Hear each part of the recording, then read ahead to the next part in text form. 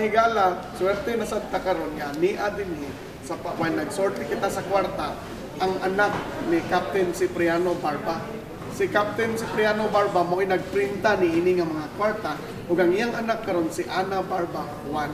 Ania gikan sa Amerika ni adinhi naka-timing nga ni suroy sa Museo Subo samtang nagsort kita sa kwarta. So, we were young. I would go and look at all the papers of Papa Mayonana. Unya, I really can still remember nga doon na siya mura og document nga gitagaan siya og an agreement or an authority to print. And I think kaning ni ang ilang imprinta was just the katong Minerva. Gidani lang adto sa Iligan, and this is where they printed together with iyang mga pag-umangkon o iyang mga igsuon.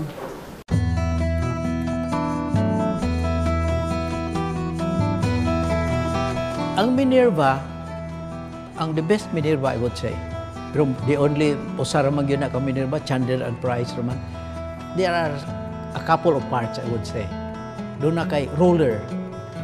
Kanang mga lingid diha. Mao na ang kuhan, mao na ang muda sa ink. You have the plates. Lato. Anak, di butang yung plate niya, mao agi-agi ang roller, anak. Then, muadto na dito sa litra.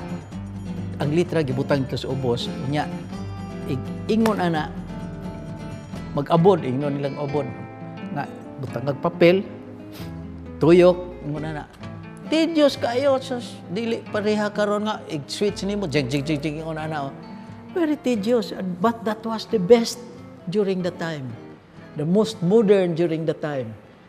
So mauna ang work ana niya Minerva. Simple kayo ng makinaha, pero it can do some kind of wonder. Tingali mga 6 years ago, there was this person from the Library of Congress who wanted to see or maybe to collect or to get from us at any amount the bundles or katong doon nag-sequence bitaw nga number. So my uncle said, you know, we never got a bundle. We surrendered all of it. My brother, Nono Cipriano, was that, in his heart, he was not that kind of a person. So he surrendered all of it. We don't have any. The plates, asa ang plates, ani printing plates, where are the printers? Wow, that is something that we really have to look for. Wa na gyud. Mao na usa sa akong I really regret. If I have the plates, I will be printing money, guerrilla money for souvenir purposes. Wa na gyud ko plate. And most probably sila man dito sa Lanao, they destroy it there.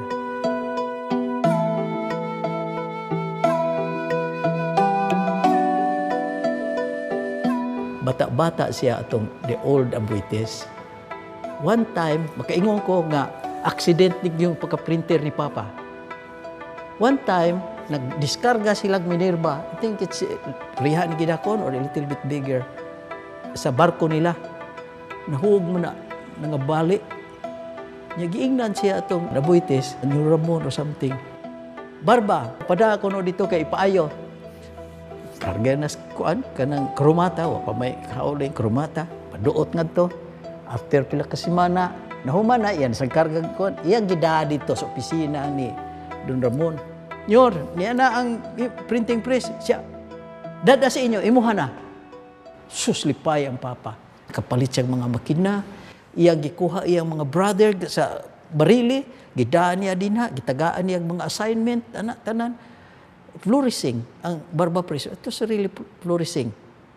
During the war, mao tong niguwa na tong mga newspaper. Wa may laing printing press ato, kampapa ramang yun. So he was commissioned to print the guerrilla money by the GHQ. I remember the name of Pington. Nya, cousin. Kakuan ko aning mga tawhana kay these are the big wigs of the American. The first person in their mind was Cipriano Barba. Oh, the owner of Barba Press. Unya, gitagaag freehand si Papa to organize all this, to make the mga strategy kung saon, nga kuan. Mautoy iyang participation. Basta pagsugod sa guerrilla mo something like 1943, mao na to guerrilla, mao na to si Papa na so din ha.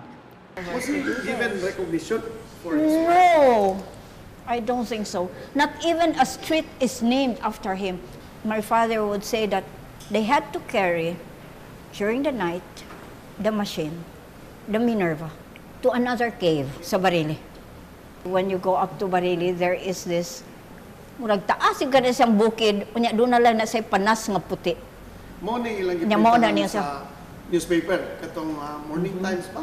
The Morning The Times. Morning Times. Oo.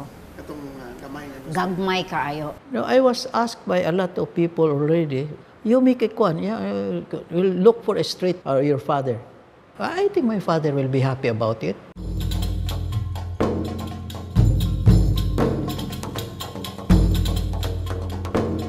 Actually, gyud ang printing of money was done in Lanao. Unya, akong papa was doing some printing, mga newspaper iya dinhi. Pero knowing that newspaper giprint dinhi, makaingon po ka, asang kwarta sila di gahimo. Ano ba? The one here in Cebu was a diversionary ng kanang para lang ma-mislead ang Hapon. Nga giilag itong yung kuha na, mga barba gyud na. Ang akong amahan, si Cipriano Barba, gitagaan og full hand of how to do it. Basta just do it. Produce the emergency money and don't get killed. Oh, so mao nang iyang gibuhat. He was all the time din siya sa Cebu. Akong duha ka uncle, very knowledgeable in printing also. Sila'y nagpadagan dito. Sila'y nagprint. Ikaw ra akong gisultian ani nga mao nay tinuod yung istorya na hitabo na ni kay I just don't want to be kuan ba nga just let it remain in their mind okay mao man ay gibuhat sa kong amahan na to mislead the Japanese and the people